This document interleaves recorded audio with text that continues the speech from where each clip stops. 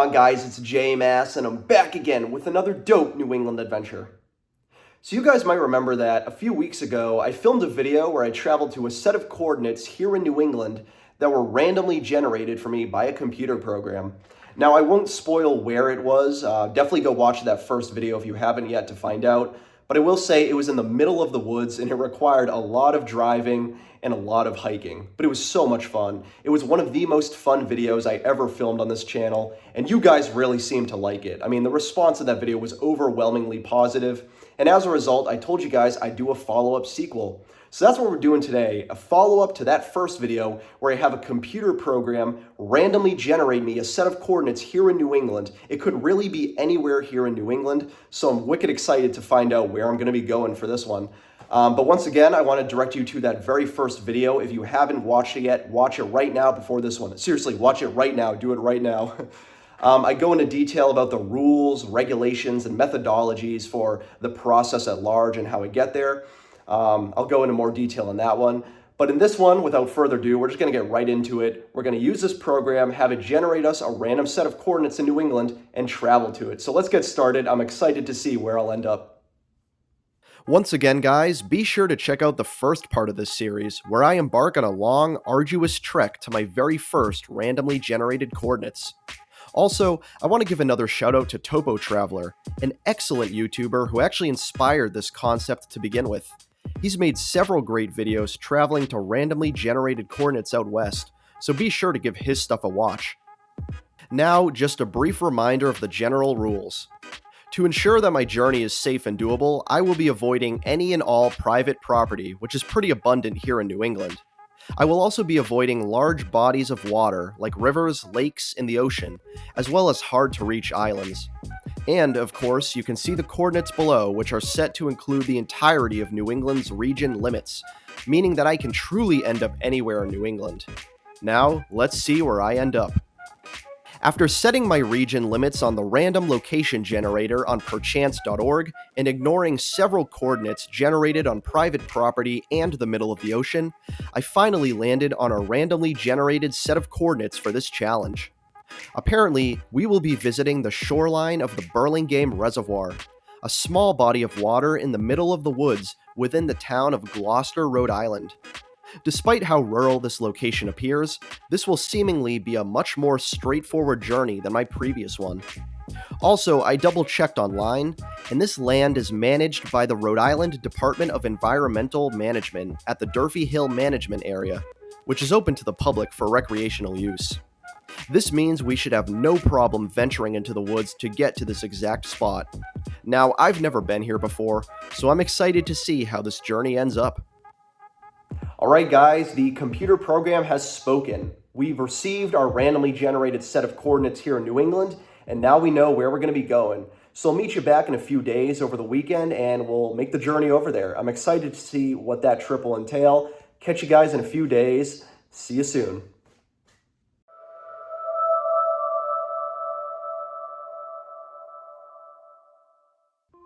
Alright guys, it's officially the weekend and I'm here in my car right now, parked right outside of my house in Massachusetts, getting ready to drive to a randomly generated set of coordinates, which in this case is located on the shoreline of the Burlingame Reservoir in the town of Gloucester, Rhode Island. Never been there before, so I'm really interested to see what this journey will entail. Like last time, just to make this a bit more of an interesting exploration, I'm going to be completely avoiding highways and interstates. So we're not going to be taking any of those to get down there. Hopefully that makes it more interesting and engaging. But yeah, guys, without further ado, let's get started. Drive down to this random reservoir in a random rural town in western Rhode Island, see what it's got going on, and I'll catch you guys down there. Let's get started. As I left my house and began heading south, I had a feeling that this trip would not be as physically challenging as my previous one. Still, I had no idea what was in store for the day, and I drove through eastern Massachusetts as I worked my way down to the border with Rhode Island. Avoiding highways, I found myself driving through several beautiful towns like Westford, Acton, Stowe, Hudson, Marlborough, and Southborough. By the time I was coasting along Route 85, about an hour into the drive, I figured that now was a good time to take a quick pit stop, and I decided to explore the historic little town of Hopkinton. Hey guys, what's up? Just taking a quick break right now. We're making very good time. We're about 57 minutes away from the randomly generated coordinates in Gloucester, Rhode Island. To be fair, it wasn't much of a drive anyways. I mean, even with avoiding highways and such, it's about 2 hours, 19 minutes from where I live. So definitely a much shorter journey than the previous one, but we are making good time, less than an hour left. I'm just making a quick stop right now. I'm currently in the town of Hopkinton, Massachusetts. Now, I've been here before, but I haven't really explored the town much. There's some cool things here I want to check out, so I figured while we're on our way, we'd take a quick stop here in Hopkinton and just kind of poke around a bit. Currently on the town common right now. You got a nice little gazebo right behind me. If you don't know, this is actually where the Boston Marathon starts. So there's a couple Boston Marathon related things I want to check out here. So we're just going to poke around a bit and then continue on with our journey. One example of Hopkinton's Boston Marathon history is this monument right here. Check this out. Not entirely sure who this guy is, but why don't we take a little peek and you can read it with me. So this monument is for the starter, honoring George V. Brown, who stands ready to start the Boston Marathon as he did from 1905 to 1937. Pause this if you want to read it, but yeah, this is a monument to the starter of the Boston Marathon. Looks like he did that for quite some time, so that's pretty cool. And in fact, that monument did state that the Boston Marathon finish line is just a few feet away from where we're standing. So let's go check that out next. Check it out, guys. This right here is the Boston Marathon starting line. It is on a pretty busy road, so I do apologize if cars drive by while I'm filming it, but yeah, this right here is the Boston Marathon starting line. So every year when they hold the Boston Marathon, this is where all of the runners start, right here. I've actually never been here before, surprisingly. As I said, I have been to Hopkinton a couple times, but I've never seen the starting line itself, so that's really cool to see. Right here in the middle of a busy road in Hopkinton, this is where the Boston Marathon starts every single year. Crazy to see. And this is actually set up for the 129th Boston Marathon, which actually happened earlier this year in April. Super cool to see. You know, guys, I gotta say, I quite like Hopkinton Town Common. It's really nice here, really beautiful. Of course, they have a lot of Boston Marathon related sites and monuments, but then they have pretty little fixtures like this fountain right here. Check that out. Absolutely stunning. But yeah, guys, I think I'm gonna head out. I really enjoyed exploring Hopkinton, but we gotta continue on with our journey.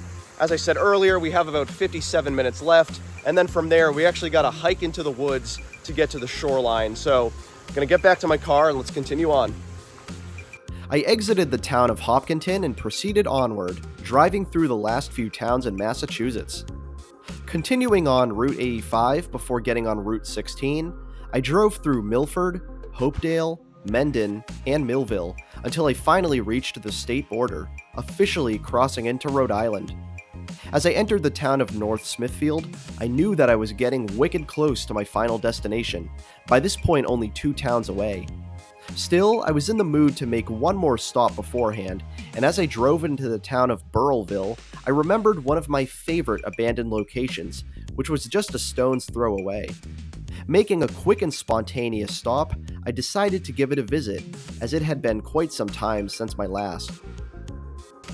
What's up, guys? So I'm just making one more stop before we get to our final destination, of course being the randomly generated coordinates. We are in Rhode Island right now, and more specifically, I'm in the town of Burrillville, Rhode Island. Now, I'm just going to be checking up on an abandoned location that I've actually been to a couple times, but I haven't been there in a while, maybe like a year or two at this point. We're going to be checking out the abandoned Oakland Mill here in Burrillville.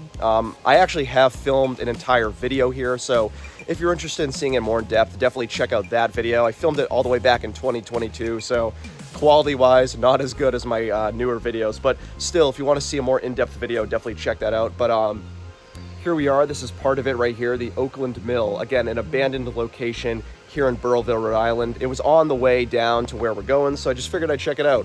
So yeah, join me as we just kind of browse a little bit. Situated along the rushing waters of the Branch River, Oakland Mill was built in 1850 by John L. Ross, originally known as Ross Mill. This stone textile mill boosted the local economy, and a small community for its mill workers developed around it. For the next 2 decades, the mill underwent many expansions and improvements, reaching its physical peak by 1870.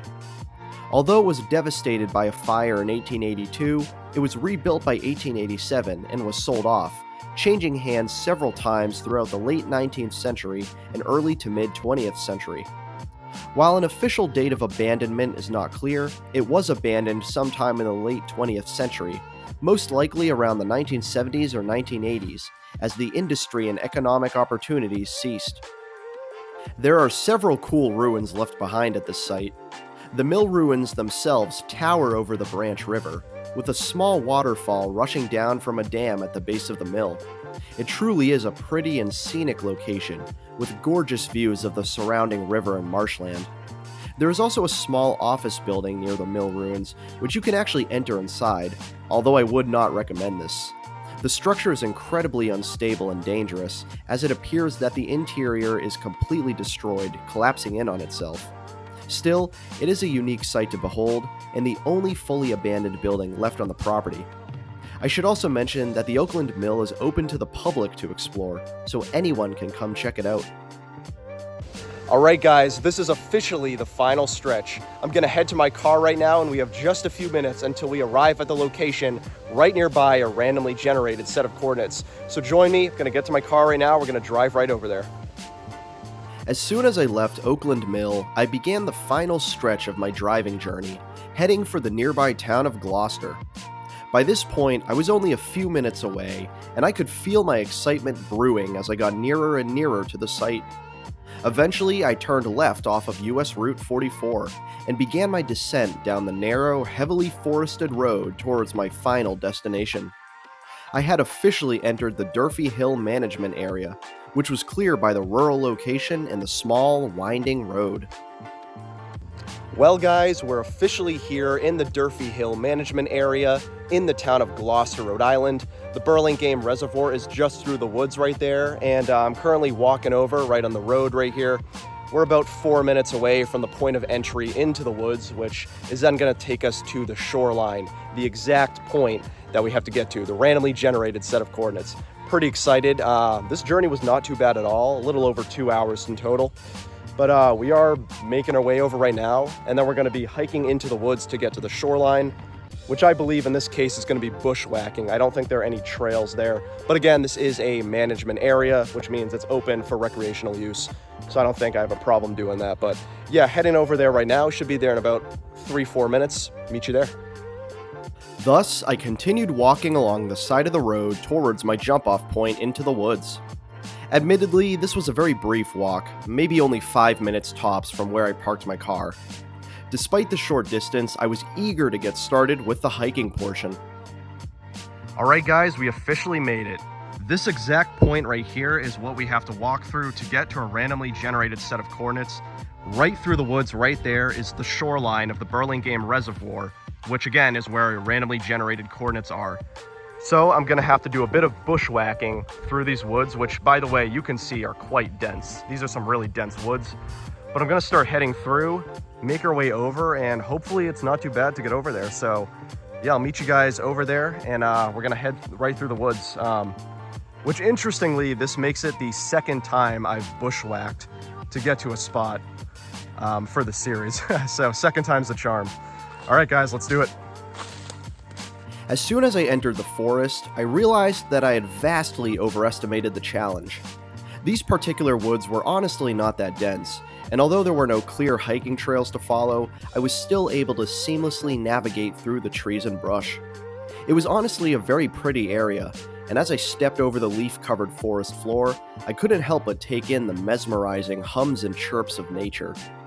The trek to the reservoir's shoreline ended up being much quicker than I had originally anticipated, and before I knew it, I was only a couple yards away from my randomly generated coordinates, just beyond the bushes. Alright guys, we are so close. Wow. You can actually see just beyond the trees right there is the Burlingame Reservoir here in Gloucester, Rhode Island, and our coordinates are literally just right there through the brush. Interestingly, I did find a very small unmarked trail that actually went through here, so I'll be honest, the bushwhacking was not bad at all. You probably saw from the B-roll footage. Does not even compare to the previous video in terms of bushwhacking. This was actually quite easy. Now though, we do have to do a bit of bushwhacking. I have to wade through all this brush, as you can see. But yeah, it's right there. Wow, I cannot believe it. We're actually super close to the coordinates. Holy shit, guys. Check it out. We officially made it. Wow, this right here is the Burlingame Reservoir. And this is the shoreline right here. Our randomly generated coordinates are literally right here. Wow. This is awesome. I know in the previous video, we didn't get to the exact coordinates, like we were a couple feet away because it was on private property, which I didn't realize at the time. But this time we actually made it. This is actually the very first time we have reached the exact coordinates. That's crazy. The view, I'll admit, is not as easy to see as I hoped it would be. You can see there's like a lot of brush and vegetation here, so not as clear a view as I thought or hoped, but still great view nonetheless. And we are truly in the middle of the woods right now, here in the Durfee Hill management area. Wow, we made it. Before I do the official outro, I did just want to show you this spot from my perspective. Check this out. It's very dense here, a lot of dense foliage, as you can see. I also hear so many strange animals in the background, frogs, a lot of like squirrels, I think. I don't know what else, but you can probably hear it as well. But again, we are like truly in the middle of the woods right now. This is a very rural area. I haven't seen anyone else while I was hiking here, so. But yeah, pretty cool. This is it, the exact coordinates right here. I was hoping we'd get more of a full view of the Burlingame Reservoir, but it's all good. And by the way, reservoirs are typically meant to be off limits, you know, for human contact anyways. I don't know if this is a reservoir used for drinking water. I'll have to check that out later, but for that reason, I'm not gonna like wade into it or anything, but still really cool. Check that out. But yeah, guys, I think I'm gonna go film the outro now and bushwhack out of this place again. Hey, thank you guys for joining me. I've been J-Mass as always, and this has been another dope New England adventure. And this was part 2 of my series of traveling to randomly generated coordinates here in New England. And this set of coordinates brought us to the shores of the Burlingame Reservoir here in the beautiful town of Gloucester, Rhode Island. And one thing I really love about this challenge is that it brings you to locations you otherwise might never have considered traveling to. I mean, I'll be honest, before this video, I never heard of the Burlingame Reservoir, didn't know anything about the Durfee Hill management area, and I'd only been to Gloucester, Rhode Island like once or twice, so this challenge brought me to this very point, a point I probably never would have come to before. That's the thing I really like about this challenge, and hopefully this series, if it continues on, is it brings me to parts of New England I probably would have never considered coming to. It just gives you a whole new light on the vastness of this region, and I absolutely love it, and I hope you guys loved it as well. This challenge was a lot of fun, but admittedly not as difficult as the previous one. The journey was only like 2 hours, 10 minutes for me, minus the stops we took. And honestly, the bushwhacking wasn't even that bad. As you saw, the forest was actually a lot more open than I expected. It looks a bit dense towards the road, but once I was in here, not bad at all. There were actually a couple trails I took. And of course, we are in a pretty open area. Now, admittedly, the brush behind me was quite dense. There were actually quite a few thickets and bramble bushes as I walked through, so my legs got a bit cut up, but overall, not a bad hike, not a bad journey. This was just a fun one to make. A lot more chill than the previous challenge for sure, but a fun one nonetheless. Again, bringing me to a place I never thought I'd come to, Burlingame Reservoir, here in the Durfee Hill management area in Gloucester, Rhode Island. It's also interesting to think too, I just want to mention that of all the places in New England that it could have randomly generated, it brought me to the smallest state in the country. I actually thought statistically it would bring me somewhere larger like Maine or New Hampshire or Vermont again, but no, it brought me to the smallest state in the country, Rhode Island. But again, can't complain, absolutely loved it. But as always, guys, my name is J-Mass. If you love urban exploration, checking out abandoned sites, traveling New England and beyond, I'm always doing that on this channel, so feel free to subscribe to the channel. I want to give a shout out to all my channel members. You can see them all right here. You guys are awesome. And I'd love it if you too, viewer, became a member of the channel. You'd be supporting me and the channel directly, and I truly appreciate it. Or you can follow me on Instagram at JMassOfficial. That's at JMassOfficial. And please let me know in the comments down below if you want to see a part 3 This was part 2 of the series. I would love to do a part 3. Very interested to see where it would take me next. So again, please let me know if you'd love to see a part 3. I love doing these videos. They're so much fun. But I'll catch you guys on the next one. See you later.